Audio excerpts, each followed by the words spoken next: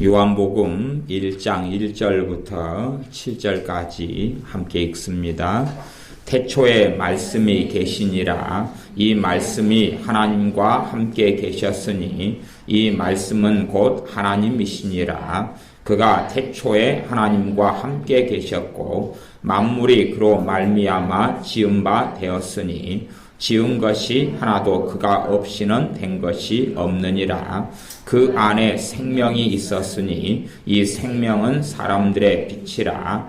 빛이 어두움에 비추되 어두움이 깨닫지 못하더라. 하나님께로서 보내심을 받은 사람이 났으니 이름은 요한이라. 저가 증거하러 왔으니 곧 빛에 대하여 증거하고 모든 사람으로 자기를 인하여 믿게 하려 함이라. 아멘. 성경 가운데 복음의 진수를 말씀하고 있는 성경은 요한복음입니다. 그래서 사복음서 가운데 마태복음, 마가복음, 누가복음, 요한복음 가운데 정말로 성경을 바르게 이해하려면 우리는 요한복음으로 나아가야 됩니다. 또한 복음의 깊이 있는 진수에 대해서는 우리가 알다시피 로마서나 갈라디아서 그리고 히브리서 또한 기타 여러 서신서들에서 계속하여 반복적으로 주 예수 그리스도의 복음에 대하여 계속 말씀을 전하고 있습니다. 로마서하고 갈라디아서 같은 경우는 거의 내용이 대동소이합니다. 그래서 어떤 면에서는 로마서의 요약판이 갈라디아서라 그렇게 말할 정도로 복음의 내용에 있어서 거의 동일합니다. 그러나 갈라디아서가 좀 짧은 이유는 있어요. 로마서에 비해서 짧은 이유는 로마서 같은 경우는 사도 바울이 직접 로마에 가서 복음을 전한 일이 없습니다. 그래서 로마에 있는 사람들이 흩어졌던 그리스도인들로부터 예수를 믿게 되고 영접하게 되었지만 복음에 대하여 깊이 있는 내용까지 가르침 받은 적이 별로 없어서 체계적으로 로마서 1장에 기록된 대로 너희에게 복음을 전하노라 하는 사도 바울의 메시지대로 로마서 1장부터 마지막 16장까지 체계적으로 주 예수님의 복음에 대하여 주 예수님의 십자가의 죽으심이 무슨 의미이고 또한 주님의 부활이 무슨 의미이든지 또한 예수를 믿는 사람들이 어떻게 예수님을 따라서 살아갈 수 있는지 그 능력의 원천되는 성령님을 따라 살아가는 삶까지 이야기합니다. 갈라디아서는 좀 짧게 축약되어 있는 이유가 있는데 갈라디아 교회는 거짓 복음, 다른 복음을 전하는 사람들에게 속아 넘어가서 잘못된 길에 접어든 교회가 갈라디아 교회들이었습니다. 그러나 갈라디아 교회들을 세운 사람이 사도 바울입니다. 갈라디아 지역들에 가서 직접적으로 복음을 전하였습니다. 그래서 갈라디아서에 보면 사도 바울이 육체가 아프고 연약했을 때에 그것을 계기로 해가지고 갈라디아 지역들에 주 예수님의 복음을 전하였고 갈라디아 교회 사람들은 너무나 기쁨으로 복음을 받으면서 사도 바울의 눈이 안 좋은 것 때문에 눈이라도 뽑아서 주려는 마음을 가질 정도로 사도 바울이 전하는 복음에 하나님께 감사했고 또한 사도 바울을 환영했고 그를 사랑했었습니다. 그것이 갈라디아서에 나온 내용이기 때문에 이미 전한 복음에 대하여 상기시켜주면 되기 때문에 구구절절히 자세하게 복음의 내용들에 대하여 이미 사도 바울이 갈라디아 지역에 가서 복음을 낱낱이 전했기 때문에 더 자세하게 사실은 전할 필요가 없었습니다. 이미 전했기 때문에 이미 사사시 깊이 있게 가르쳤기 때문에 그것에 대하여 반복을 해주면 되었죠. 이러이러한 내용을 내가 전했지 않느냐 이러이러한 것이 예수 그리스도의 복음이다 하는 복음의 진수들에 대하여 짚고 넘어가면 되었습니다. 말하자면 수업 시간에 아이들이 그냥 1학기 기말고사를 보기 전까지 그렇게 몇 개월에 걸쳐서 공부를 쭉 하다가 마무리에 이제 요점을 선생님이 정리를 해주지요. 그러면 전체로 수업을 하는 것을 로마서라고 이야기하면 요점을 정리해 주는 것이, 다시 반복해서 핵심 포인트를 짚어주는 것, 이것이 시험에 나온다 짚어주는 것이 갈라디아서다 하는 것을 알 수가 있습니다. 갈라디아 교회들 같은 경우는 형편이 아주 안 좋아서 거짓된 사람들에게 속아 넘어가서 위기 상황에 있는 교회였고, 로마에 있는 로마의 교회는 평안한 상태에 있는 교회였다는 다른 점이 있어서 갈라디아서의 어조는 굉장히 사도 바울이 책망하고, 그 다음에 야단치고, 때로는 격려하고, 그렇게 어조가 준엄한 어조를 사실은 사용하고 있습니다. 히브리서도 히브리인들에게 보내는 편지라는 이야기처럼 히브리인들이 유대인들입니다. 유대인들이 복음을, 특별히 구약 성경을 어떻게 해석하고 그를 통하여 어떻게 복음을 접하는가 하는 것이 나와 있는 게 히브리서입니다. 그러면 이제 이 사복음서에서 이야기한다면 신학적으로는 주로 마태복음, 마가복음, 누가복음, 요한복음 4권의 성경 가운데서 앞에 있는 3권을 하나로 묶어서 공관복음이다, 그렇게 이야기합니다. 왜냐하면 마태복음, 마가복음, 누가복음의 내용이 꽤 중복이 되기 때문에 그렇습니다. 물론 어떤 어리석은 사람들은 큐문서설이다 그래가지고 이상한 소리를 짓거리지만 그건 개소리에 불과하고, 성경은 독자적인 하나님의 목적에 따라서 마가복음은 마가복음대로, 누가복음은 누가복음대로, 마태복음은 마태복음대로 하나님께서 성령의 감동으로 1.1획도 변함이 없이 쓰여진 성경이기 때문에 성경의 본문 비평 같은 것들은 정말로 어리석은 짓에 포함됩니다. 신학교나 신학대학원에 가면 반드시 필수적으로 가리키는 것이 본문 비평 같은 것인데, 그것은 정신 나간 소리인데, 그것을 몇 년 동안 배우고 나오면서 하나님의 말씀을 무시하고 난도질 해버리는 사람들이 유감스럽게 목회자의 길을 걷는 사람들, 또한 그들을 가리키는 신학교 교수들이 되어져 버린다는 것이 유감스러운 이야기가 되겠습니다. 그래서 이제 공관복음이라고 말하는, 공통적으로는 주로 마가복음이 공통성을 가지고 있지만 독특한 다른 점이 있습니다. 그러면 사복음서라고 일컬어지는 사복음서에서 기본적으로 마태복음, 마가복음, 누가복음의 복음의 진수를 그 안에 담고 있기보다는 제가 요한복음이 복음의 진수를 담고 있다, 그런 이유가 있습니다. 어떤 이유 때문에 그러냐 그러면 마태복음이나 마가복음, 누가복음 같은 경우는 복음에 일어났던, 우리 주 예수님께 일어났던 역사적 사실에 대하여 주로 증언하는 것을 중심으로 포인트로 삼고 있습니다. 실제로 주님이 이런 말씀을 하셨다, 실제로 주님이 골고다 언덕을 걸어가셨다, 이렇게 죽으셨다, 부활하셨다, 부활 시에 이런 사건이 있었다, 십자가상에서 이런 사건이 있었고 이런 말씀이 있었다, 제자들과 이런 담화를 하셨다, 누구를 고치셨다, 치유하셨다, 그런 객관적 사실을 중심으로 전하고 있는 성경이 공관복음이라고 하는 마태복음, 마가복음, 누가복음입니다. 그리고 이제 요한복음은 그와는 아주 다른데, 예수님의 수제자 가운데 한 명인 사도 요한이 기록한 성경이 요한복음인데, 요한복음은 정말로 복음의 핵심을 계속하여 반복하고 있습니다. 왜 주님이 이 땅에 오셨는가? 주님이 어떤 분이신가? 주님이 무엇을 행하셨는가? 주님께서 말씀하신 의도가 무엇인가?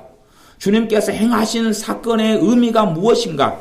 하는 것들을 계속하여 반복하고 있는 성경이 요한복음이기 때문에 정상적인 눈을 가진 사람은 사복음서 가운데 요한복음을 중심으로 삼게 되어집니다.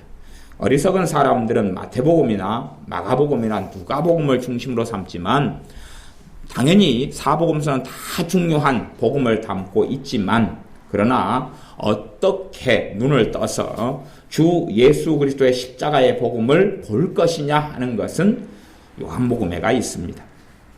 그래서 오늘은 서두가 좀 길어졌습니다만은 요한복음의 복음, 요한복음에서 말씀하는 복음에 대하여 1장부터 쭉 그냥 자세히 이야기하진 않고 훑어가면서 몇 장까지 요한복음에서 어떤 관점에서 지금 복음을 이야기하고 있는가 하는 것을 살펴보도록 하겠습니다. 마태복음, 마가복음, 누가복음과는 다르게 요한복음은 출발부터가 전혀 다릅니다. 가령 마태복음이나 누가복음 같은 경우는 족보로 주로 출발을 합니다. 그리고 또한 실제로 벌어졌던 사건과 스토리를 중심으로 하지만, 그래서 사람의 자녀로 태어나는 것처럼, 심지어 요셉의 자녀로 태어나는 것처럼, 마리아의 후손으로 태어나는 것처럼, 다윗의 후손으로 태어나는 것처럼 그렇게 이야기하지만, 그것이 하나님의 의를 이루는 하나님의 역사하심이었지만, 하나님 되시는 우리 주 예수님에 대한 본질에 대해서는 요한복음에서 1장 1절부터 적나라하게 이야기하고 있습니다. 1장 1절에 태초에 말씀이 계시니라. 이 말씀이 하나님과 함께 계셨으니 이 말씀은 곧 하나님이시니라. 이 말씀을 헬라어로 로고스라 그러는데, 이 말씀으로 존재하셨던 분이 예수님이십니다. 이 말씀으로 존재하셨던 분이 예수님이십니다. 그가 태초에 하나님과 함께 계셨고, 하나님과 태초부터, 영원 전부터 함께 계셨고, 왜 예수님께서 영원 전부터 계신 하나님이 되시느냐? 왜 하나님은 시작이 없느냐? 하나님의 시작이 있다면 하나님은 이미 아닙니다. 피조물에 불과합니다. 그러니까 사람의 관점에서는 시작이 있고 끝이 있어야 되지만, 하나님의 관점에서는 시작도 없고 끝도 없습니다. 그것이 사람이 생각할 수 있는 한계입니다. 사람은 시간과 공간에 갇혀야 되지만, 그러나 전능하신 하나님은 시간과 공간을 만드신 분입니다. 그렇기 때문에 시간과 공간에 갇혀 계실 이유가 전혀 없으시지요. 그리고 명백하게 이제 태초에 하나님과 함께 이 말씀이 계셨고, 그리고 만물이 과거에는 말씀이라는 이름으로 성경은 이야기합니다. 이 로고스, 이 말씀으로 말미암아 지은 바 되었으니. 이게 말씀을 그라고 이야기합니다. 인칭대명사를 사용하는, 인격을 사용합니다. 말하자면 이분이 예수님이신데, 이분으로 말미암아 만물이 지은 바 되었다. 그래서 창세기에서는 하나님이 태초에 말씀으로 천진 만물을 만드셨다. 그리고 그 말씀이 바로 요한복음 1장에서는 예수님이시고, 그분이 또한 천진 만물을 만드셨다. 그리고 히브리서 1장에서도 요한복음 1장과 동일한 이야기를 하고 있습니다. 하나도 그가 없이는 된 것이 없느니라. 그 안에 생명이 있었으니 이 생명은 사람들의 빛이라. 그러면서 하나님께로부터 보내심을 받은 사람이 났는데 그 사람이 요한이라. 그리고 요한에 대해서 설명을 해줍니다. 그러니까 다른 마태복음, 마가복음, 누가복음 같은 경우는 요한이, 세례 요한이 이런 말을 했다. 세례 요한이 사가랴와 엘리사벳에게서 태어났다. 세례 요한이 이런 행동을 했다. 하는 것에 포인트를 맞추고요. 요한복음 같은 경우는 더 깊이 있는 내용을 전해주고 있습니다. 물론 뒤에 조금 넘기면 세례 요한의 고별, 마지막 설교에 대해서 우리가 살펴보면서 알 수 있겠지만, 그 전에 이제 1장 7절 세례 요한을 보낸 이후 세례 요한의 사명에 대한 깊이 있는 이야기를 합니다. 1장 7절에 저가 증거하러 왔으니 곧 빛에 대하여 증거하고 모든 사람이 자기를 인하여 믿게 하려 함이라. 모든 사람이 세례 요한 자신의 증언, 자신이 말씀을 전하는 것을 통하여 빛을 믿게 하려고, 태초에 말씀이신 로고스를 믿게 하려고 했다는 정확한 세례 요한의 부르심, 그의 사명에 대하여 숨어 있는 것을 말씀하고 있습니다. 1장 10절 그가 세상에 계셨으며 세상은 그로 말미암아 지은 바 되었으되 세상이 그를 알지 못하였고 자기 땅에 오매 자기 백성이 영접지 아니하였으나. 그러면서 복음의 진수가 이제 1장 12절이 이야기하죠. 영접하는 자 곧 그 이름을 어떤 사람들에게요? 믿는 사람들에게 하나님의 자녀가 되는 권세를 주셨다. 예수님을 믿는 순간에 도대체 무슨 일이 벌어지느냐? 그때에 13절에 혈통으로나 육정으로나 부부관계 속에서나 혈연관계 속에서나 그렇게 사람의 뜻으로 태어나는 것이 아니라 사람의 뜻으로 한번 우리가 태어났습니다. 이 땅에 부모, 어머니, 아버지의 뜻을 통하여 내 육신을 가지고 한번 태어났는데 예수님을 믿으면서 다시 하나님께로부터 태어나게 된다는 이야기를 합니다. 오직 하나님께로서 난 자들 다시금 태어난다. 이 거듭남에 대한 이야기를 하고 있습니다. 물론 요한복음 3장으로 흘러가면 거듭남에 대한 다시 태어남에 대한 이야기를 니고데모와의 대화 속에서 깊이 있게 주님께서는 하고 계십니다. 그래서 예수를 믿는 믿음을 통해서 사람이 다시금 하나님께로서 태어나서 하나님의 자녀가 된다는 복음을 이야기하고 있습니다. 1장 14절 말씀이 육신이 되어 우리 가운데 거하심에 말씀이 누가 되셨다고 육신을 가진 육체의 몸을 가진 분이 되셨다. 그래서 이걸 성육신이다. 인카네이션이다. 그렇게 이야기합니다. 하나님 거룩하신 그분께서 사람의 몸을 입어서 육신이 되셨다는 겁니다. 우리가 그 영광을 보니 아버지의 독생자의 영광이요 은혜와 진리가 충만하더라. 그리고 이제 1장 19절부터는 세례 요한의 증거가 나옵니다. 1장 29절에 보면 이튿날 요한이 예수님께서 자기에게 나아오심을 보고 가로되 보라 세상 죄를 지고 가는 하나님의 어린 양이로다. 세상 죄, 우리들의 죄, 너희들의 죄, 내 죄와 너희들의 죄, 우리들의 죄, 세상 모든 사람들의 죄를 짊어지고 가시는 하나님의 어린 양이 바로 저분이다 라고 복음을 증거하고 있습니다. 또 나아가서 1장 30절에는 내가 전에 말하기를 내 뒤에 오는 사람이 있는데 나보다 앞선 것은 그가 나보다 먼저 계심이라. 실제로는 우리 주 예수님보다 육체로는 세례 요한이 먼저 태어난 사람입니다. 세례 요한이 먼저 태어났는데 세례 요한은 자신보다 주님이 먼저 계셨다고 이야기합니다. 그렇다는 이야기는 사람의 창조하고 다른 우리 주 예수님께서 전능하신 하나님이시다는 것을 증거하는 이야기가 됩니다. 다시 이제 1장 후반절 뒤쪽에 보면 나다나엘 이야기가 나옵니다. 나다나엘 이야기가 나오는데 나다나엘과 주님과의 만남에 대한 이야기가 나옵니다. 주님의 제자 중에 빌립이 말하기를 나다나엘에게 저 예수님께서 메시아다, 그리스도다 그렇게 이야기하니까 나다나엘이 어떻게 나사렛에서 그런 분이 나실 수 있느냐 인정 못하겠다.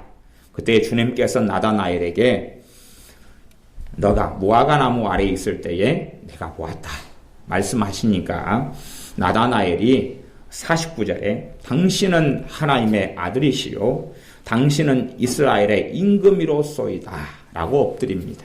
하나님의 아들이란 이야기는 하나님과 동등하다 그런 이야기입니다. 그에 대한 뜻은 조금 있다가 보면 요한복음에 또 설명되어 있습니다. 하나님과 동등하다. 우리가 인간의 예로 제가 인간의 비유로 설명하자면 그런 이야기입니다. 사람의 자녀는 누굽니까? 사람이죠. 개의 자녀는 누굽니까? 개지요. 개미의 자식은 개미입니다. 그런 것이죠. 그래서 존재 자체가 다르다는 이야기입니다. 하나님께로부터 독생하신 하나님 되신 예수님께서 나셨는데 그것은 태초부터 존재하신 것이 우리 이해관념으로는 이해될 수가 없습니다.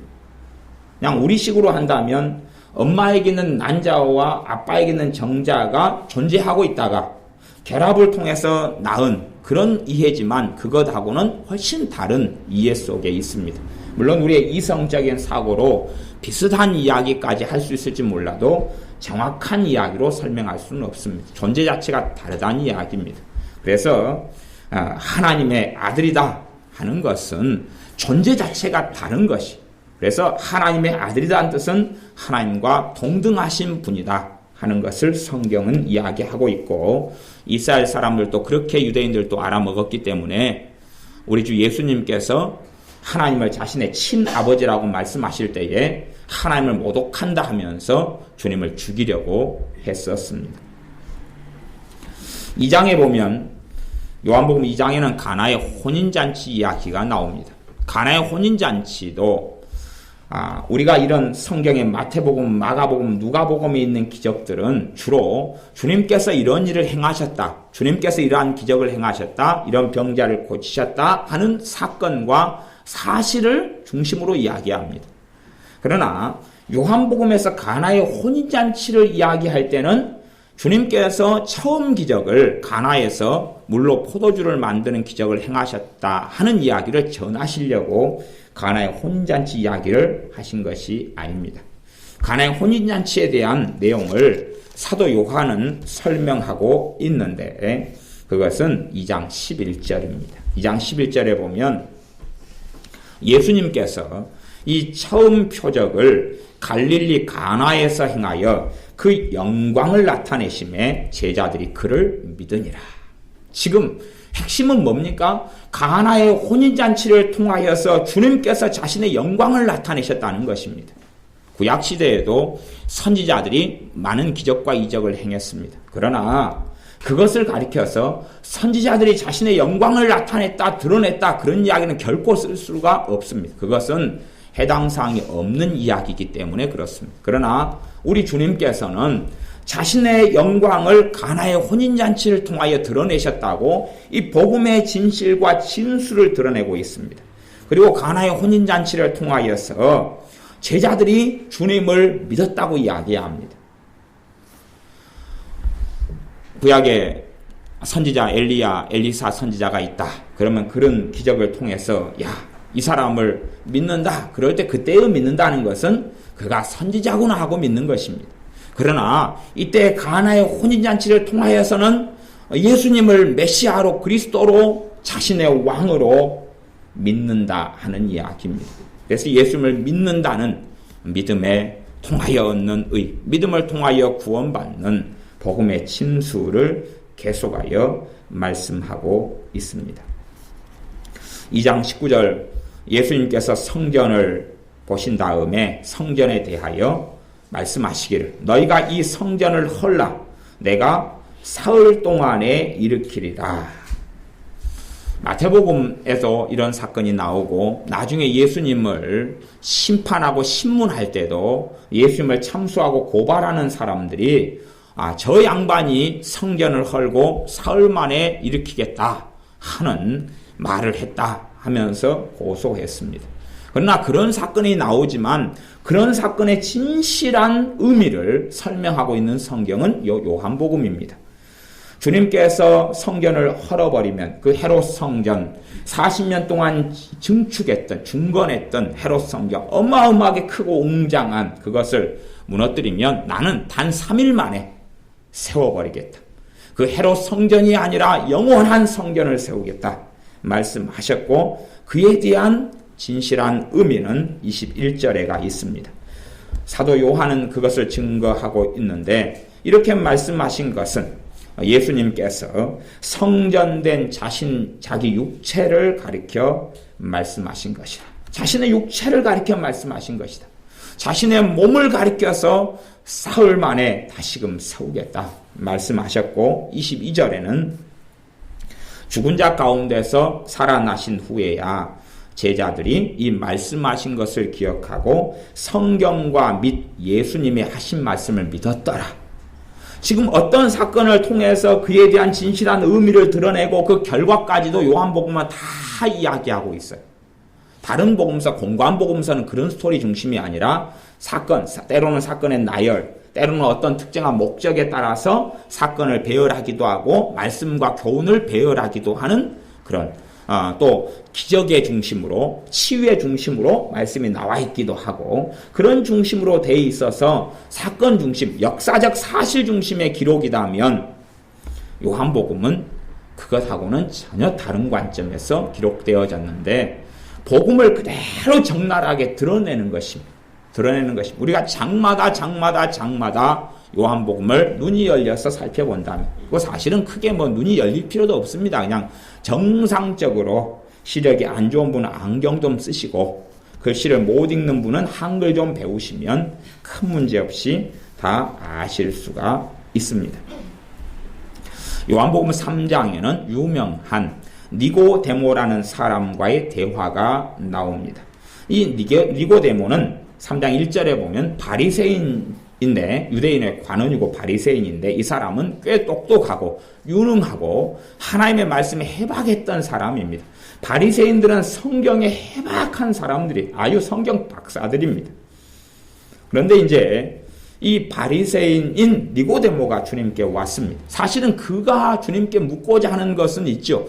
어떻게 하면 내가 하나님에 들어갈 수 있습니까? 하나님의 나라에 들어갈 수 있습니까? 내가 어떻게 하면 구원을 얻습니까? 내가 어떻게 하면 천국을 내가 들어갈 수 있겠습니까?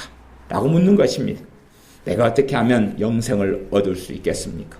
지옥의 심판이 아니라 하나님의 나라 천국에 들어갈 수 있습니까? 하는 것을 물으려고 몰래 나온 사람이 니고데모입니다. 주님께서 3장 3절에 그렇게 말씀하십니다. 진실로 진실로 너에게 이르노니 사람이 거듭나지 아니하면 하나님 나라를 볼 수 없느니라. 거듭난다는 이야기는 2번 다시 태어난다. 한 번 엄마 뱃속에서 태어나고 육적으로 혈통으로 태어나고 또 한 번은 다시 태어나는데 성령님으로 하나님께로서 다시금 태어나서 하나님의 자녀가 돼야 된다. 그래야지만이 하나님 나라 천국을 볼 수 있다. 그 말은 천국에 들어갈 수 있다는 말씀입니다. 복음에 대해서 정말로 구원의 역사에 대해서 하나님의 구원 역사에 대해서 어떻게 죄인이 영원한 생명을 얻는가에 대한 이야기를 중심으로 요한복음이 계속 전개하고 있고 그러한 사건과 그러한 말씀들을 중심으로 기록해 놓았다는 눈을 뜨고 보시면 깊이 있는 것을 살펴보실 수가 있습니다. 3장 5절 주님께서 진실로 진실로 너에게 이르노니 사람이 물과 성령으로 나지 아니하면 하나님 나라에 들어갈 수 없느니라. 여기서 물은 일반적으로 우리가 이해하듯이 진리, 말씀, 성경입니다. 성경, 복음의 말씀을 듣고 복음의 말씀을 들어야지 그 다음에 이제 예수를 믿게 될 거 아니에요. 그럴 때에 동시에 일어나는 일이 성령님께서 다시금 태어나게 만들어주시는 일을 해주시는 겁니다. 그래서 물과 성령으로 거듭난다 그러는 것입니다. 물론 성경에 있는 모든 물이 말씀을 이야기하거나 성경을 이야기하는 것은 아닙니다. 그냥 요단강 물, 그러면 요단강 물이 요단강 물이죠. 그리고 어떤 여기서 말씀하는 물은 진리를 이야기하고 복음을 이야기합니다. 복음의 말씀을 듣고 진리를 듣고 이게 말씀인데 말씀을 듣고 그 다음에 믿은 다음에 이거 즉각적으로 성령님을 통해서 사람이 어떻게 된다는 이야기입니까? 하나님의 자녀로 거듭난다. 그래서 1장 12절에 영접하는 자 곧 그 이름을 예수님의 이름을 믿는 자는 하나님의 자녀가 되는 권세를 주셨다라고 말씀합니다. 3장 7절 내가 너에게 거듭나야 하겠다 하는 말을 기이 여기지 말라. 이상히 여기지 말라. 그렇게 말씀합니다. 그 다음에 이제 3장 14절 15절로 가면 모세가 광야에서 뱀을 든 것 같이 인자도 들려야 하리니 이는 저를 믿는 자마다 영생을 얻게 하려 하심이니라. 당시에 광야에서 이스라엘 백성들이 하나님께 크게 범죄했습니다. 크게 범죄한 결과로 하나님께로부터 진노의 심판이 왔는데 그것은 불뱀이었습니다. 불뱀은 무서운 독사들이었는데 물자마자 그 사람이 즉사하고 죽어버리는 독사들이었습니다. 그래서 이 죄를 지은 광야에 있는 이스라엘 백성들에게 불뱀이 무수히 와가지고 물어서 죽어가고 있는 중입니다. 독사에 물려서 고통 가운데 죽어가고 있는 중에 하나님께서 그들을 또한 살리시려고 그들의 죄로 인하여 심판받아 죽어 마땅하지만 그들을 살리시려고 놋으로 뱀을 빨리 만들라고 그럽니다. 놋으로 뱀을 만들어서 높은 장대 끝에 놋뱀을 매달아 가지고 놔두면 누구든지 눈을 들어서 놋뱀만 쳐다보아도 불뱀에게 물렀던 독이 다 빠지고 치료되고 생명을 얻을 것이라고 말씀합니다. 정말로 단순한 복음을 그때 복음의 역사적 사실이 광야에 유대인들의 죄로 인하여 있었습니다. 그래서 모세는 빨리 놋뱀을 만들어서 장대에 높이 매달았습니다.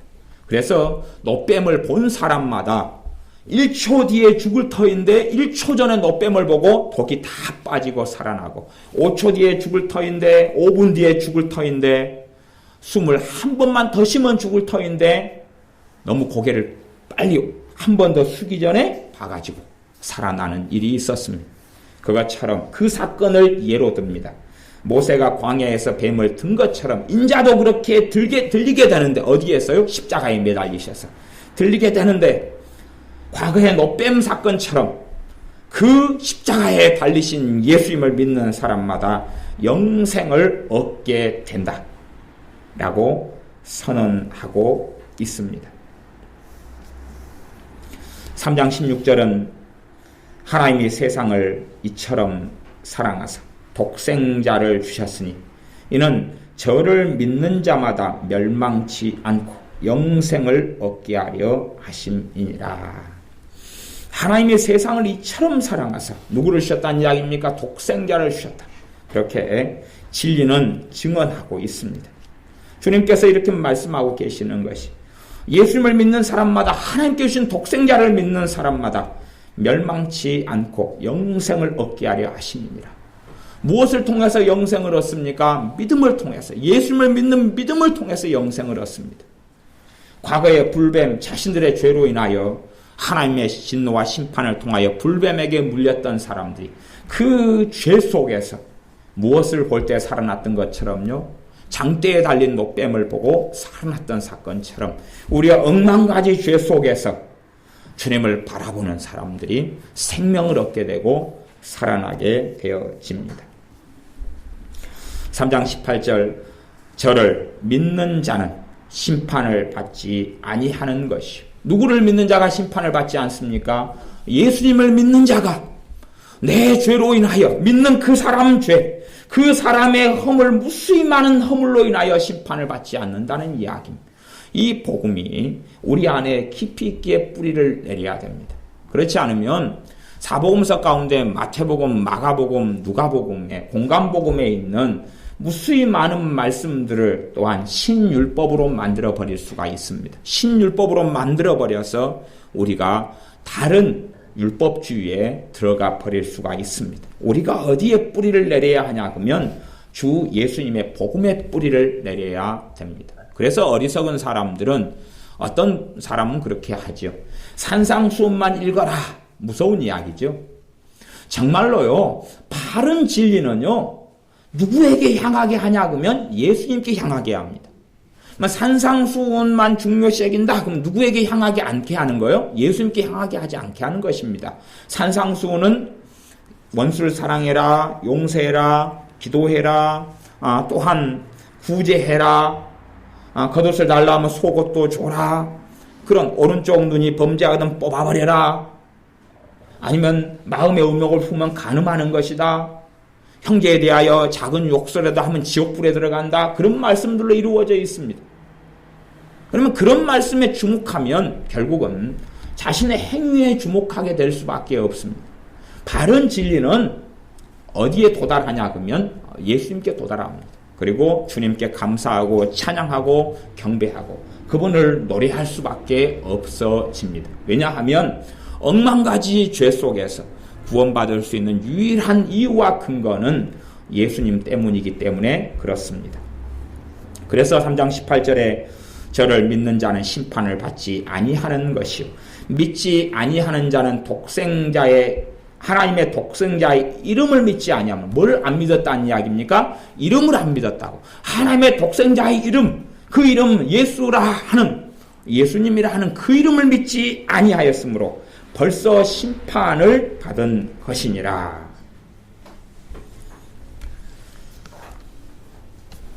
다시 3장 하반절, 3장 마지막 절을 읽습니다. 3장 36절. 이제 3장 22절부터 마지막 절까지가 세례 요한에 대한 이야기입니다. 다른 공간복음서에도 세례 요한에 대한 이야기가 많이 있습니다. 근데 거기서는 세례 요한이 이렇게 했다, 그리고 세례 요한이 이런 메시지를 전했고 이런 설교를 했다는 것에 중심을 두고 있습니다. 그런데 여기서는 앞에 세례 요한에 대해서 세례 요한이 예수님을 믿게 하려는 사명을 받았고, 그 다음에 세례 요한을 통해서 우리 주님께서 우리의 죄짐을 짊어지고 이 땅에 오셨다는 진리가 이야기되고, 그 다음에 3장 22절부터는 세례 요한의 마지막 증언, 마지막 설교, 마지막 주님의 복음에 대하여 증거하는 내용이 기록되어 있습니다. 3장 24절에 보면 요한이 아직 옥에 갇히지 아니하였더라. 요한이 아직 감옥에 들어가서 헤롯 임금의 감옥에 들어가서 죽임당하기 전에, 물론 감옥에 들어간 다음에 요한에게는 의심이 좀 들어오고 그 다음에 시험에 좀 빠졌던 적도 있습니다. 그러나 그 전에 요한이 성령 하나님의 역사와 하나님께로부터는 예언으로 말미암아 하나님께로부터는 메시지를 잘 받아서 우리 주님에 대하여 증거하고 있습니다. 그것은 3장 35절 36절로 그냥 핵심적으로 그것만 살펴보고 요약할 수 있겠습니다. 아버지께서 아들을 사랑하사, 예수님은 누구란 이야기입니까? 하나님 아버지의 친아들이란 이야기입니다. 아들을 사랑하사 만물을 다 그 손에 주셨으니, 물론 이렇게 지금 증언하고 있는 세례 요한, 침례자 요한, 세례자 요한, 세례 요한도 다 이해하지 못한 내용입니다. 자신들도 다 본인도 세례 요한도 다 이해하지 못한 내용이기도 했습니다. 그래서 나중에 의심을 다시 하게 되지요. 본인이 이렇게 증거했음에도. 36절, 아들을 믿는 자는 무엇이 있고요? 영생이 있고. 이게 세례 요한이 증거하는 것입니다. 아들이 있는 자는, 아들을 믿는 자는 영생이 있고, 아들을 순종치 아니하는 자는 영생을 보지 못하고 도리어 하나님의 진노가 그 위에 머물러 있느니라. 앞에는 아들을 믿는 자라고 이야기하고, 두 번째는 아들을 순종치 아니하는 자라 이야기합니다. 이 두 가지 관점이, 하나는 아들을 믿는 자는 영생이 있고 관점은 주로 로마서의 중심의 관점이고, 아들을 순종치 아니하는 자는 하는 관점은 야고보서의 관점으로 우리가 볼 수 있다. 그런 이야기를 제가 최근에 갈라디아서 강의를 하면서 말씀을 나누고 있습니다. 아들을 믿는 자는, 예수님을 믿는 사람 누구로 믿습니까? 예수님이 과연 나의 누가 되십니까? 신학적으로는 우리 주 예수님께서 삼중사역을 하러 오셨다, 그렇게 이야기하기도 합니다. 우리 주님의 이름을 우리는 그렇게 부릅니다. 예수 그리스도, 혹은 그리스도 예수님, 그렇게 부릅니다. 그러면 예수님이신 그리스도 혹은 그리스도이신 예수님, 그 말입니다. 같은 말이죠. 그러면 그리스도란 뜻은 뭐냐 하면 하나님께로부터 기름 부음 받은 분, 기름 부음 받은 분이란 뜻입니다. 과거에는 선지자를 기름을 부어가지고 선지자를 삼았고, 과거에는 왕을 기름을 부어가지고 왕을 삼았습니다. 그런 것처럼 기름 부음 받았는데 누구로 기름 부음 받았느냐? 그러면 첫째는 왕으로 기름 부음 받았고, 두 번째는 선지자로 기름 부음 받았고, 또한 대제사장으로 기름 부음 받았다는 사실입니다. 과거에 대제사장을 세울 때도 아론에게나 기름을 부어서 대제사장을 삼았던 것처럼, 그렇게 친히 하나님으로부터 어떤 기름요? 성령님께서 한량없이 부어지시는 그 기름 부음을 통해서 왕과 제사장과 선지자로 이 땅에 임하셨다는 이야기입니다. 이걸 다른 말로는, 다른 성경 구절로는 하나님께서 예수님을 임금과 구주로 삼으셨다, 그렇게 성경은 이야기합니다. 임금, 왕으로 삼으셨고 구주로 삼으셨다. 또한 다른 말씀에는 주와 구주로 삼으셨다, 그렇게 말씀합니다. 예수님이 누구시다는 이야기냐 하면 주님이란 이야기입니다. 주님이란 이야기. 또한 구주란 이야기입니다. 그것을 믿는 자가 영생이 있다는 이야기입니다. 예수님을 주인으로 믿는 사람이 주인을 순종하고 주인을 따라가는 삶을 안 산다 하면 그것은 주님을 믿는 사람이 아니겠죠.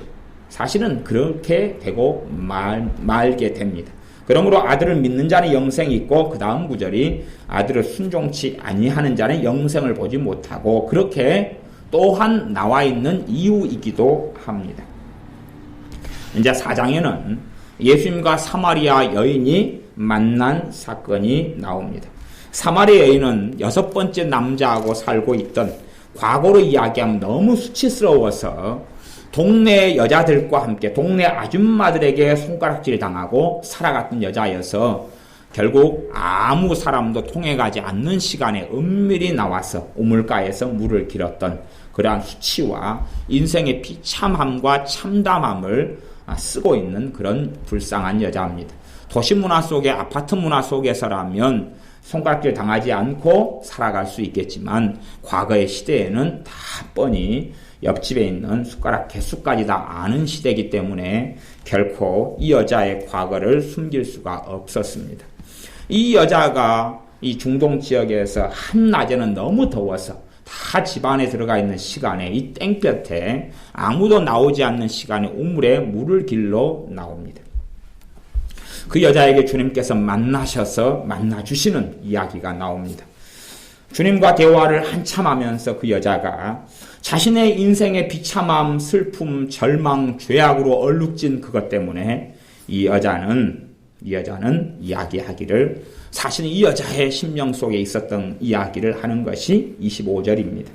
여러 가지 이제 생략하고 25절 여자가 가로되 메시아 곧 그리스도라 하는 이가 오실 줄을 내가 아노니 그가 오시면 모든 것을 우리에게 고하시리이다. 나는 메시아를 그리스도를 기다리고 있습니다. 나의 구원자를 기다리고 있습니다. 내 과거의 죄로 얼룩졌던 데서 나를 건져내시는 그 구원자를 기다리고 있습니다라고 이 여자의 유일한 소망은 그리스도였습니다. 왜냐하면 자신의 행위로서는 아무런 소망이 없었기 때문에 그렇습니다. 자신의 과거로서는 얼룩밖에 없었지 하나님께 드러내고 자랑할 만하거나 아니면 인정받을 만한 그 어떤 것도 없었기 때문에 그렇습니다.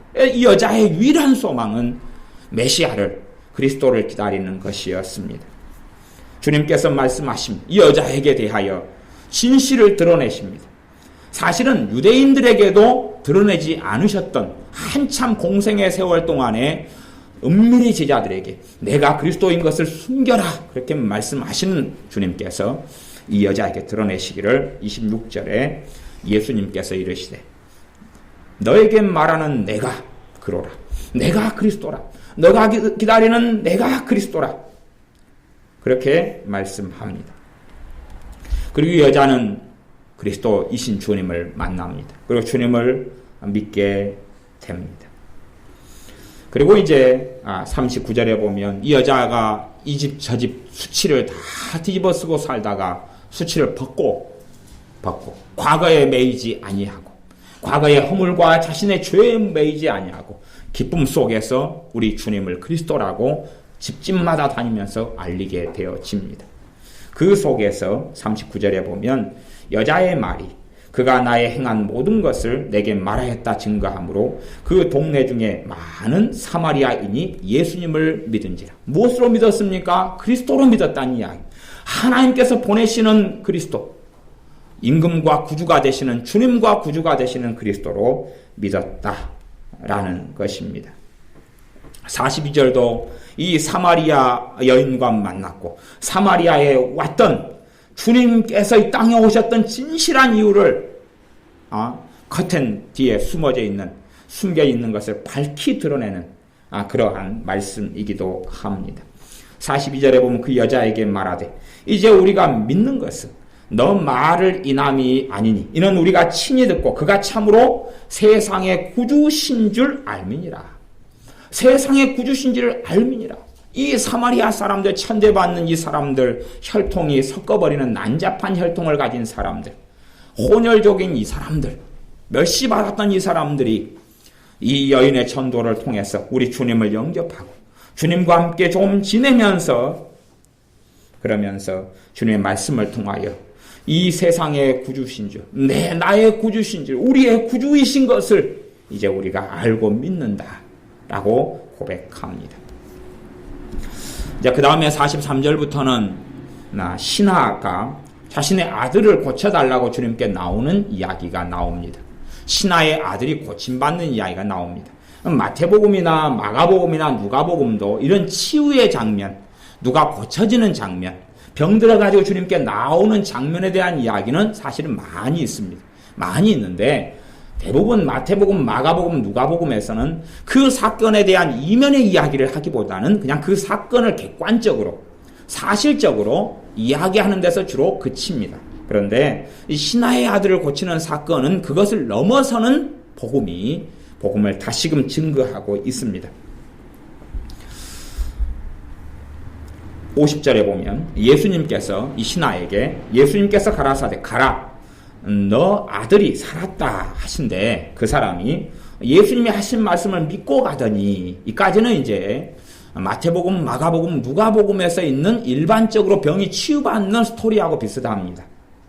내려가는 길에 그 종들이 오다가 만나서 아이가 살았다 하거늘 그 낫기 시작한 때를 물은즉 어제 제7시에 열기가 떨어졌나이다 하는지라. 이까지는 공간복음하고 같고 53절 아비가 예수님께서 너 아들이 살았다 말씀하신 그때인 줄 알고 자기와 그 온 집이 다 믿으니라.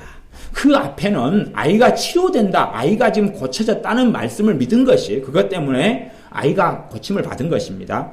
그런데 여기서는 이제 예수님을 이 신하와 그 온 집, 이 신하의 가족이 다 예수님을 구주로, 예수님을 주님으로 믿게 된 사건이 나옵니다.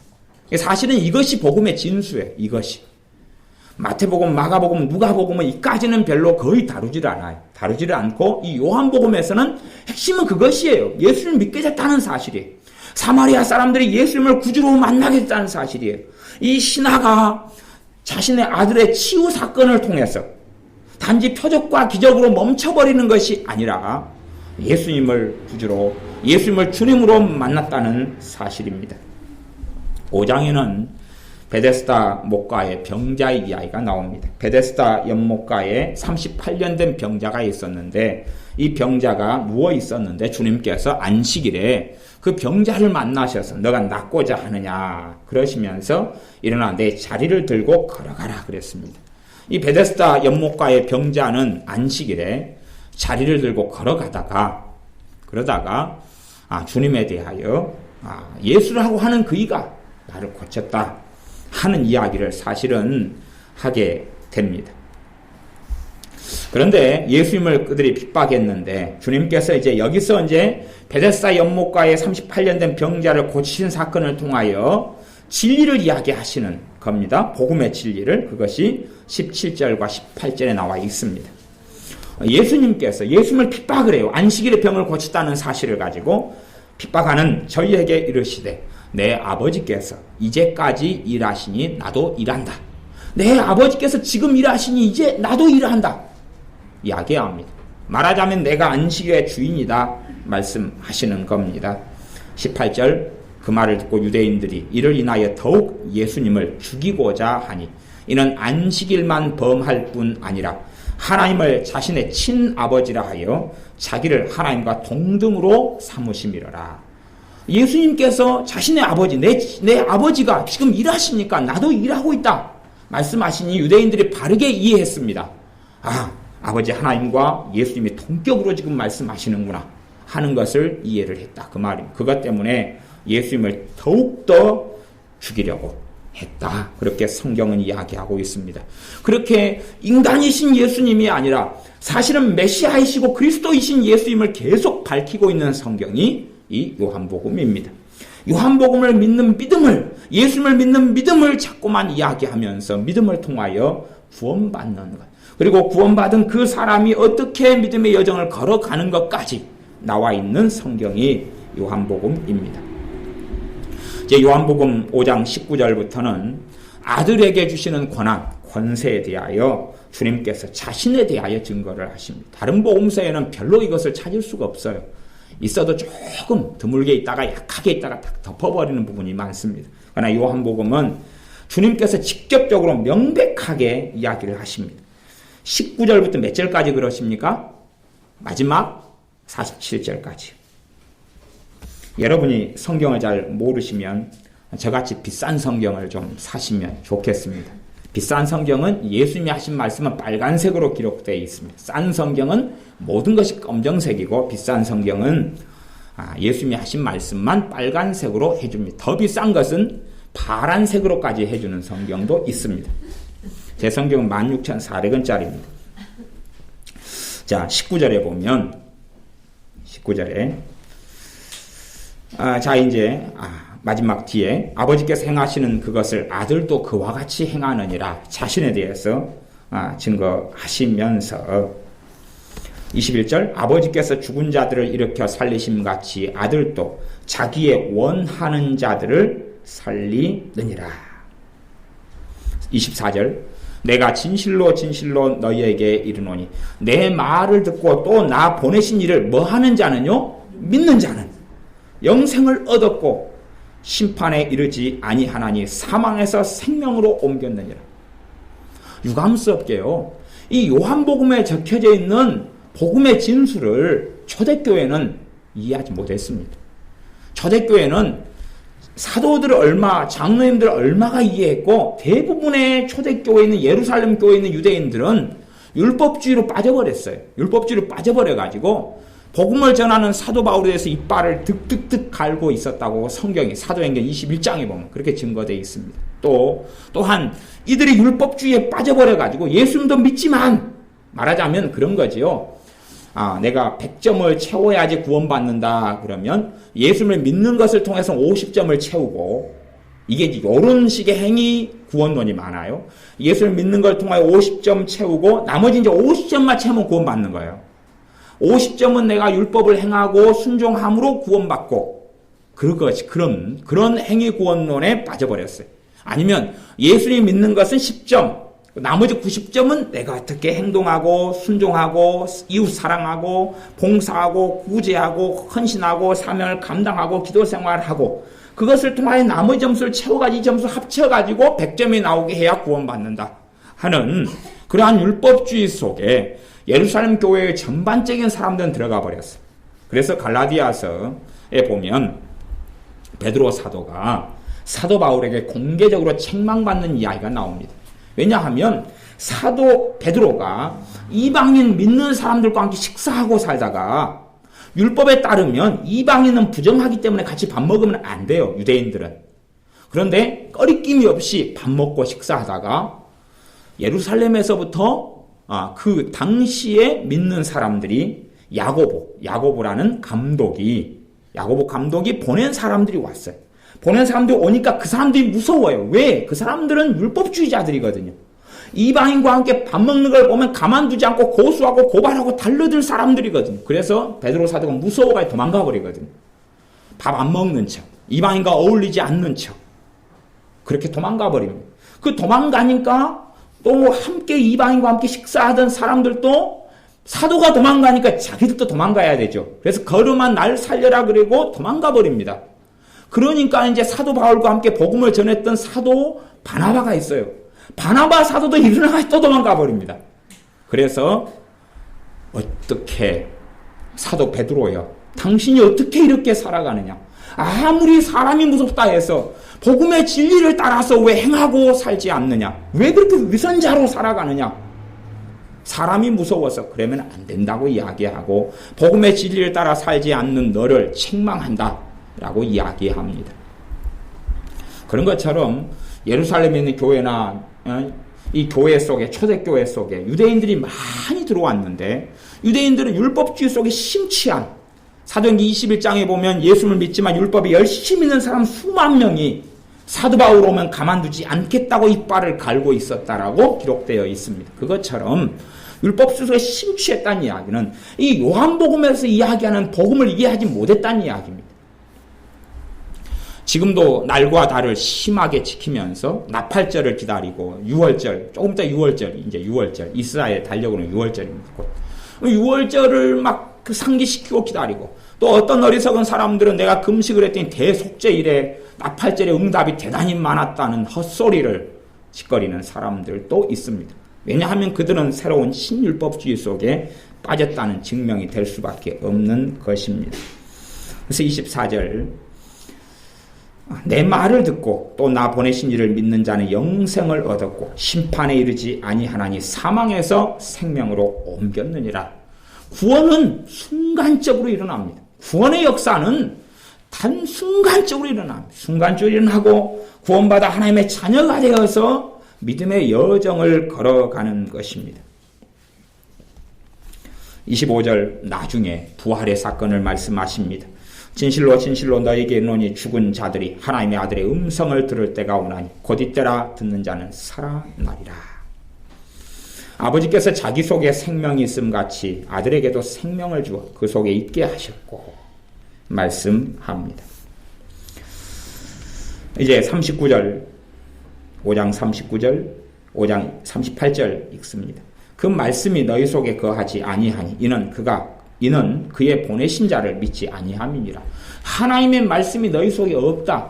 하나님의 말씀이 너희 속에 있었으면 하나님이 보내신 독생자를 그리스도를 너희가 믿었을 터인데 너희가 믿지 않는 것은 그의 말씀이 하나님의 말씀이 너희 속에 있지 않기 때문이다. 그렇습니다. 왜? 말씀이 안에 있어야지만이 말씀이 믿음이 되어집니다. 39절 너희가 성경에서 영생을 얻는 줄 생각하고 성경을 상고하거니와 이 성경이 곧 내게 대하여 증거하는 것이라. 그러나 너희가 영생을 얻기 위하여 내게 오기를 원하지 아니하였도다. 삭개오는 영생을 얻기 위하여 주님께 나와왔습니다. 사마리아 여인은 영생을 얻기 위하여 주님께 나와왔습니다. 많은 세리와 창기들, 죄인들은 영생을 얻기 위하여 주님께 나와서 영생을 얻었습니다. 그래서 주님께서는 너희들부터 세리와 창기들, 너희들이 손가락질하는 그 죄 많은 그 인생들이 천국의 하나님 나라에 먼저 들어갔느니라 라고 주님께서는 증거하셨습니다. 46절 모세를 믿었다면, 정말로 너희가 모세를 믿었다면, 모세가 지은 게 뭡니까? 모세오경입니다. 성경이 66권 가운데 앞에 있는 5권 성경입니다. 창세기, 출애굽기, 레위기, 민수기, 신명기, 짧게 하면 창출, 레민신 그러는 것입니다. 모세가 기록한 성경, 너희가 모세를 믿었다면 또 나를 믿었으리니, 모세오경을 바르게 접하고 바르게 읽으면 누구를 믿게 된다는 이야기입니까? 예수를 믿게 된다는 이야기입니다. 그것이 갈라디아서에서는 율법은 예수님께로 그리스도에게로 인도하는 인도자, 모학 선생이다라고 이야기합니다. 율법을 바르게 읽으면 주님을 만나게 된다는 이야기입니다. 주님을 만나게 돼요. 우리가 어떤 주소를 내비에다가 눌러서 내비게이션을 통해서 가면 본강동 368번지로 간다 하고 내비게이션 눌러서 시킨 대로 갔는데 제주도 그런 일은 없을 거 아니에요. 그렇잖아요. 그런 것처럼 바르게 그 인도를 받아가면 종착역은 그리스도이다는 이야기예요. 47절 그러나 그의 글도 믿지 아니하거든 어찌 내 말을 믿겠느냐. 믿음을 계속하여 말씀합니다. 마태복음, 마가복음, 누가복음에서 핵심적인 믿음은요, 간혹 가다가 구원 얻는, 영생을 얻는 믿음을 이야기하고 일반적으로는 치유의 믿음 중심으로 이야기합니다. 치유의 믿음, 믿음의 능력, 믿음의 권세, 믿음의 역사. 그래서 마가복음이나 이런 데는 너희가 이 산이 들리어 바다에 던지우라 하고 그 말하는 것을 믿으면 그대로 되리라. 이런 이제 믿음의 역사와 능력을 중심으로 주님께서 행하신 기적, 이적, 실제적인 사건들을 중심으로 말씀을 전합니다. 많은 요한복음은 깊이 있는 복음의 진수를 다 다루고 있습니다. 다른 복음서에도 나와 있지만 오병이어의 기적에 대한 사건이 반복적으로 나와 있습니다. 여기 요한복음 6장에서도 오병이어의 기적, 오병은 뭐냐 그러면 오병은 떡병자입니다. 그래서 빵이죠. 5개의 떡, 5개의 빵, 5개의 빵과 이 어는 물고기 2마리.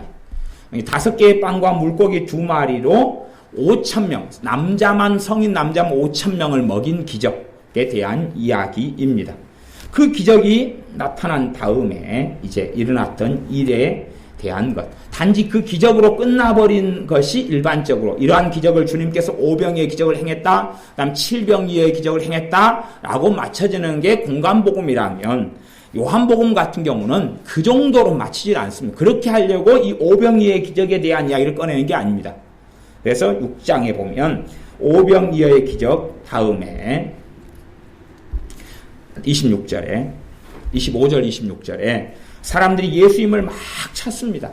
왕 되어달라고, 우리의 왕 되어달라고. 오병이어의 기적이라는 놀라운 기적을 한 2만 명 넘는 사람들, 성인 남자만 5,000명이니까 여자, 또 옛날에 항상 뭐가 모이면 아이들이 제일 많잖아요. 숫자가 아이들, 여자들, 그런 사람들이 모여가지고 체험해서 그냥 2만 명이 주로 일반적으로 넘는다고 이야기되어집니다. 25절에 바다 건너편에서 만나 랍비여 어느 때에 여기 오셨나이까. 주님께서 바다 건너편으로 떠나버리셨거든요. 주님께서 예수님께서 대답하여 가라사대 26절 내가 진실로 진실로 너희에게 이르노니 너희가 나를 찾는 것은 표적을 본 까닭이 아니요 떡을 먹고 배부른 까닭이로다. 썩는 양식을 위하여 일하지 말고 영생하도록 있는 양식을 위하여 하라. 그러면서 29절 어떻게 하여야 하나님의 일을 하오리까 하는 28절의 질문에 대하여 주님께서 하나님의 보내신 자를 무엇하는 것이요? 믿는 것이 하나님의 일이다. 하나님의 보내신 자 그리스도를 믿는 것이 하나님의 일이다. 어떻게 하여 하나님의 일을 하리까? 하나님의 아들인 나를 믿어야지 그게 하나님의 일이다. 라고 말씀하십니다. 그러시면서 너희가 오병이의 기적을 통해서 먹었던 빵, 떡, 왜 당시에는 음식이라는 것이 생존의 시대에 살았기 때문에 정말 귀하고 하루에 두 끼 먹기도 어려웠던 시절의 이야기이기 때문에 너무나 음식은 중요했습니다. 그 사람들에게 육체의 음식보다 영의 음식, 영의 떡을 이야기합니다. 32절에 내가 진실로 진실로 너희에게 이르노니 하늘에서 내린 떡은 왜? 자신이 하늘에서 내린 떡이지. 모세가 준 것이 아니라 모세에게서 온 것이 아니다. 율법으로 난 것이 아니다.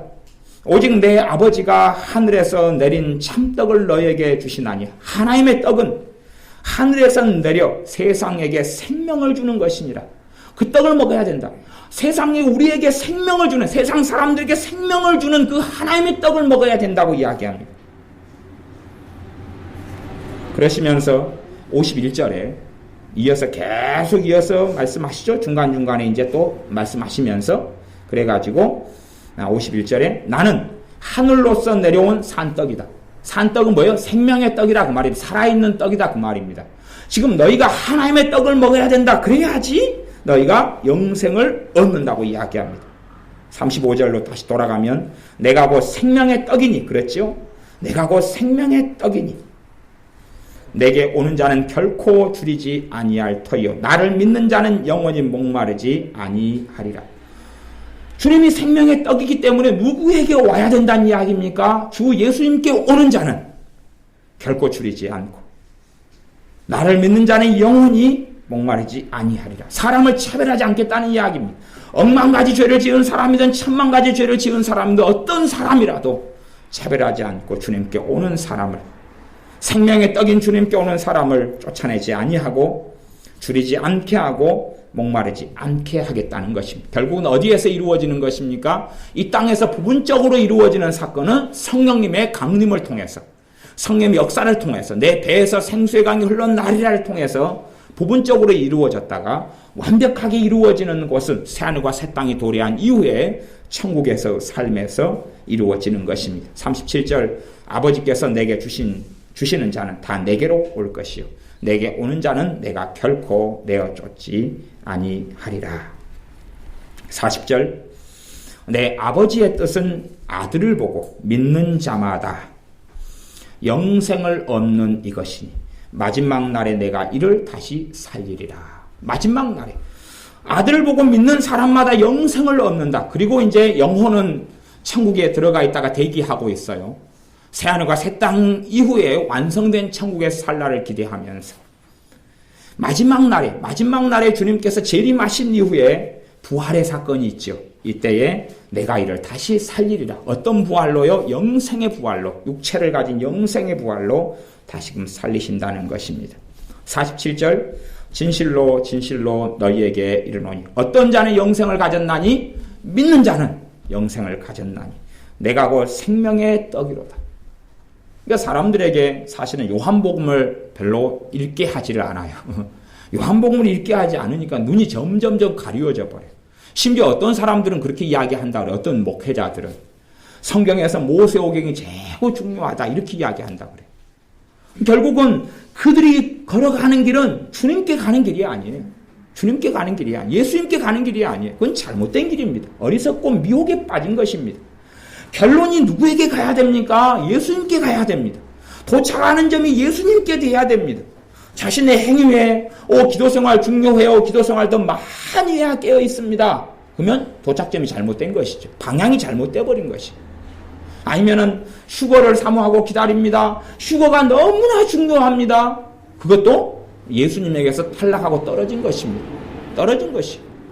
심지어 주님의 재림을 사모하고 기다려야 됩니다. 그런데 그럼 왜 주님의 재림을 사모합니까? 그러면 난 정말 주님 사랑하기 때문에 그런 게 아니라 대환란이 닥쳐가지고 너무 큰 고통을 받을 거기 때문에 피하지요. 그러면 마지막 향하는 곳이 예수님이 아니다는 이야기입니다. 그래서 주님께서는 47절 48절에 진실로 진실로 너희에게 이르노니 믿는 자는 영생을 가졌나니 내가 곧 생명의 떡이로다 말씀합니다. 51절 나는 하늘로서 내려온 산떡이니 사람이 이 떡을 먹으면 영생하리라. 예수님을 먹으면, 예수님 생명의 떡인 예수님을 먹으면 그렇게 표현합니다. 사람들이 이해하기 어려운 이야기였기도 합니다. 나의 줄 떡은 곧 세상의 생명을 위한 내 살이로다. 그래서 주님의 살을 찢기고 주님의 몸을 내어줬거든요. 우리의 죄를 위하여 십자가에 못 박혀서 내어준 것. 이것이 주님의 살을 우리에게 내어준 것이고 예수님을 믿는 사건이 주님의 살을 영생의 살을 생명의 떡인 주님을 먹는 사건입니다. 53절 내가 진실로 너희에게 이르노니 인자의 살을 먹지 아니하고 인자의 피를 마시지 아니하면 너희 속에 생명이 없느니라. 내 살을 먹고 내 피를 마시는 자는 영생을 가졌고 내 살을 먹고 내 피를 마시는 자는 그것이 지금 앞에서 이미 설명하고 있는 것입니다. 설명하고 있었어요. 내 살을 너희를 위하여 준다라고. 십자가에 자신을 달리셔서 육체를 내어주고 피를 내어주는 사건을 주님의 살을 먹고 주님의 피를 마시는 사건으로 주님은 말씀하십니다. 내 살은 참된 양식이요 내 피는 참된 음료로다. 그래서 이 말씀을 가지고 우리는 간간히 성찬을 행합니다. 56절 내 살을 먹고 내 피를 마시는 자는 내 안에 거하고 나도 그 안에 거하나니. 58절 이것은 하늘로서 내려온 떡이니 조상들이 먹고도 죽은 그것과 같이 아니하여 이 떡을 먹는 자는 영원히 살리라. 떡이 누굽니까? 산떡인 살아있는 생명의 떡인 예수님입니다. 예수님이 십자가에 나를 위하여 몸을 내어주신 것을 내가 믿는 것은 그 떡을 먹는 것이고 그 사람은 영원히 살리라 라고 말씀합니다. 이제 예수님의 제자들에 대한 이야기가 60절부터 나와 있습니다. 어떤 제자들이냐 그러면 예수님을 따랐는데 사실은 믿지 않는 제자들, 이상한 이야기죠. 예수님을 따랐는데 믿지 않는 제자들에 대한 이야기가 나옵니다. 그래서 61절에 보면 60절에 제자 중 여럿이 듣고 말하되 이 말씀은 어렵도다 누가 들을 수 있느냐 한데 그렇게 하면서 64절에 그러나 너희 중에 믿지 아니하는 자들이 있느니라. 믿지 아니하는 자들 이렇게 나오죠. 한 명이 아니고 가룟 유다만을 이야기한 게 아니라 더 많은 사람들에 대한 이야기를 하고 있습니다. 그래서 예수님을 믿는 것에 대한 이야기, 예수님을 믿음으로 영생을 얻는 것에 대한 이야기를 지금 믿지 않는 제자들에 대한 스토리를 가지고도 말씀하고 있습니다. 그 다음에는 우리가 유명하게 아는 베드로의 신앙 고백에 대한 이야기가 나옵니다. 베드로에 대한 신앙 고백은 66절에는 그럽니다. 이러므로 제자 중에 많이 물러가고 왜 물러갑니까? 예수님을 안 믿기로 그만둔 사람들, 예수님을 잠깐 믿었다가 이제 빠이빠이 하고 떠나가는 사람들, 배교지요. 주님을 떠나버리는 사람, 주님을 부인해버리는 사람들, 주님을 떠나가는 사람들, 그리고 이제 주님과 함께 했던 사람들. 베드로는 이렇게 고백합니다. 베드로의 신앙 고백 중에 하나인데 마태복음과는 다른 고백이죠. 68절에 시몬 베드로가 대답하여 주여 영생의 말씀이 계심에 우리가 누게로 가오리까. 무엇이 있다고요? 영생의 말씀. 영생을 얻게 하는 말씀이 예수님께 있다는 이야기입니다. 주님께서는 내가 곧 길이요 진리요 생명이다 말씀했고 주님의 말씀을 통하여 무엇을 얻습니까? 영생을 얻습니다. 그러니 영생의 말씀이 여기에 계심에 우리가 누구에게로 가겠습니까? 말씀합니다.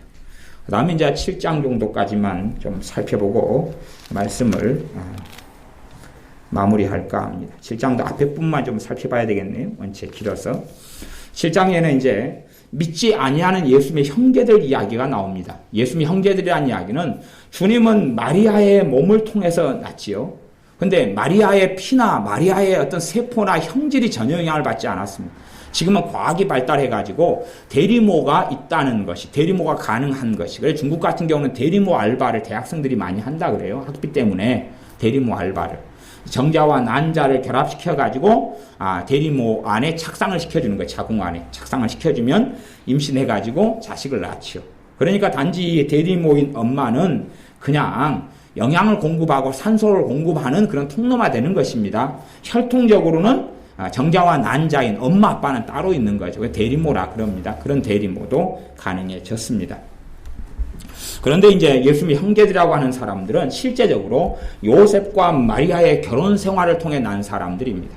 처녀가 잉태했는데 전혀 사람하고 상관없이 성령님을 통해 잉태해서 이 땅에 나셨는데 주님께서 이 요셉과 마리아의 호적상으로는 맏아들로 되어 있고, 그 다음에 이제 실제적인 요셉과 마리아의 결혼 생활을 통해서 난 사람들을 예수님의 형제들이라 그럽니다. 그래서 7장 5절에 보면 이 예수님의 형제들에 대한 사건, 그 사건이 이는 그 형제들이라도 예수님을 믿지 아니함이르라 그렇게 말씀합니다. 그 형제들이라도 안 믿는다. 나중에 이제 이 형제들이 믿게 되는데, 믿게 되어서 이 형제들 중에 어떤 사람들이 성경을 기록합니다. 그 중에 한 명은 야고보서를 쓴 야고보가 예수님의 형제 여기에 포함된 사람이고, 그 다음에 유다서를 쓴 유다가 여기에 포함된 사람입니다. 그리고 초대교회 예루살렘의 감독이었던 야고보라는 사람이 요 예수님의 형제들에 포함됐던, 나중에 회개하고 예수님을 믿게 된 사람에 포함됩니다. 예수님의 수제자 3명 가운데 야고보는 일찍 헤롯에 의하여 죽임을 당하고, 성경 사도행전 같은 데 나오는 야고보는 실상은 여기에 예수님의 형제들 요셉과 마리아 사이에 난 결혼 생활을 통해 난 그러한 야고보가 되어집니다. 야고보가 정말로 기도 생활을 많이 했기 때문에 그의 무릎이 낙타 무릎같이 변했다 하는 전설도 전해져 옵니다. 그리고 이제 37절에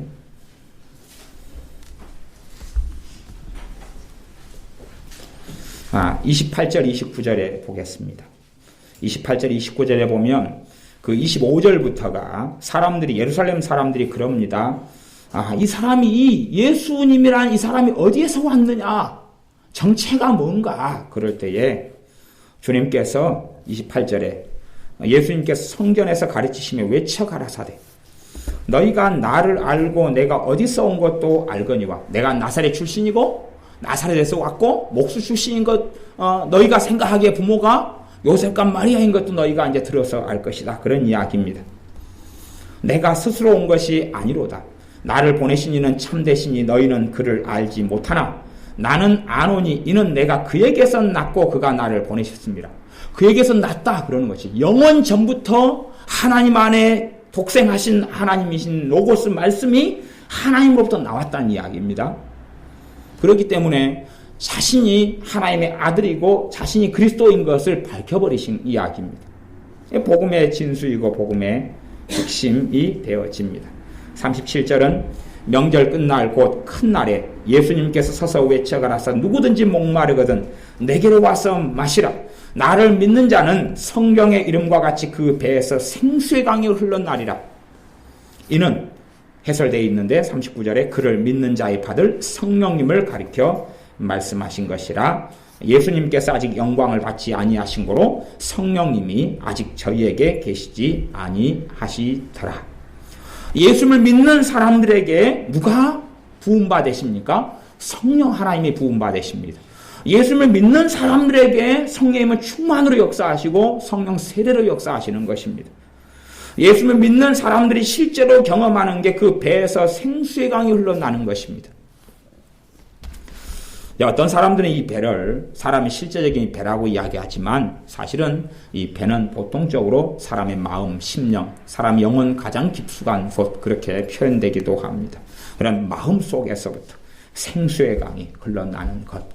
그 생수의 강이 흘러나는 사건을 성령 세례받는 사건, 충만받는 사건으로도 이야기하고 갈라디아서로 이야기하면 성령의 9가지 열매들이 맺혀가는 그러한 일로도 이야기합니다. 어떤 사람들이 성령님을 받습니까? 예수님을 믿는 사람들. 목마른 사람들에게 내게로 와서 마시라라고 주님이 말씀하시고, 왜? 주님께서 참미시며 주님께서 구원자이시며 주님께서 임금이시며 왕이시기 때문에 그렇습니다. 목마르거든 내게로 와서 마시라. 나를 믿는 자에게 성경의 이름과 같이 그 배에서 생수의 강이 흘러나리라. 갈라디아서 3장 말씀에는 너희가 성령님을 받은 것은 율법의 행위로냐 듣고 믿음으로냐. 예수님에 대해서 듣고 믿음을 통하여 성령을 받았느냐? 너희가 어떻게 받았느냐? 답은 예수님에 대해서 듣고 믿은 다음에 성령이 우리에게 임하셨다 하는 것이 갈라디아 교회들이 경험한 성령 하나님입니다. 그것처럼 예수님을 믿는 사람들에게, 예수님을 찾고 믿고 예수님을 의지하는 사람들에게 성령이 임하시며 역사하십니다. 우리의 삶 속에 우리가 율법주의에 빠져들어가서 내 행위로 하나님께 살려고 할 때부터는 성령 역사는 소멸돼 가기 시작합니다. 내 행위를 의지하여 살아가는 양상이 크게 두 가지 양상이 있다 그랬습니다. 물론 그것도 단순화시켜서 말씀한 것입니다. 단순화시켜서. 하나는 내 행위에 의지해 살면 자기의가 높아지게 됩니다. 자기의가 높아지게 되면 교만해지게 되고, 교만의 기본적인 열매는 판단하고 정죄하는 것입니다.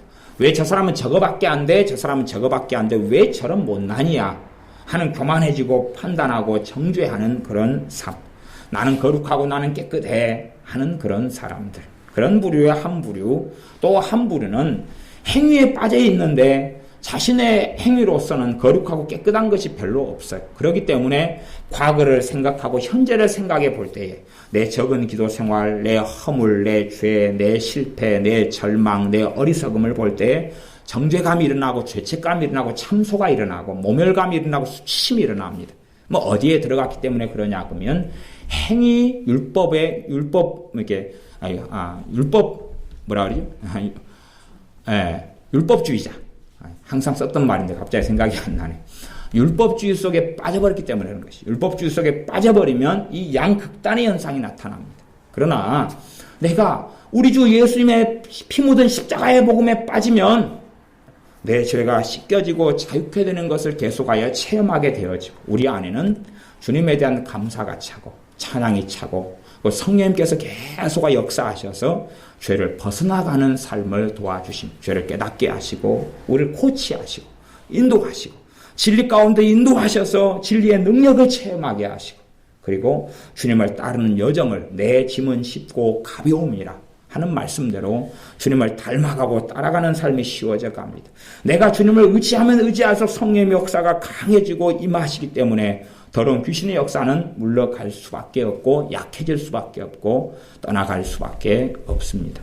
그러므로 우리가 우리의 행위의 근거에서 주님 앞에 서는 것이 주님께서 우리에게 주신 요한복음의 메시지가 아닙니다. 그러므로 우리가 눈을 열어서 요한복음 나중에 시간이 되면 이제 나머지 뒤쪽 부분까지 좀 빨리 이렇게 좀 다시 나머지 부분을 다루어 보겠습니다. 나중에 기회가 되면 요한복음을 전반적으로 언제 강의를 하려고 생각하고 있습니다만은 시간이 많이 걸리겠죠. 그래서 우리가 요한복음을 통해서 복음의 총체적인 모습을 발견하고, 그리고 우리가 주님을 의지하면 의지할수록 주님을 찬양하게 되고 사랑하게 되고 주님을 경외하게 되고 주님을 정말로 더 사모하게 됩니다.